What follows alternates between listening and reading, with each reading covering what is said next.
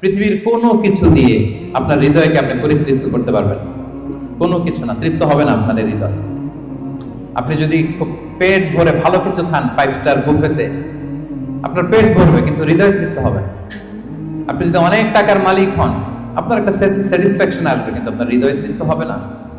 আপনার যদি অনেক নেম হয়, ফেম হয়, পাওয়ার আসে আপনার হাতে, আপনার একটা স্যাটিসফ্যাকশন আসবে, আপনার হৃদয় তৃপ্ত হবে না।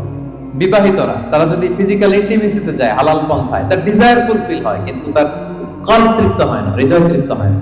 হৃদয় তৃপ্ত হয় কেবলমাত্র শুধুমাত্র একমাত্র একটি নামের স্মরণে। নামটা কি? আল্লাহ। আলা বিযিকরিল্লাহি তাতমাইন্নুল কুলুব। জেনে রেখো, শুধুমাত্র কেবলমাত্র আল্লাহর নামের স্মরণেই আমাদের হৃদয় প্রশান্ত হয়। আল্লাহর জিকিরেই আপনি মনোদৈনিক প্রশান্তি লাভ করবেন।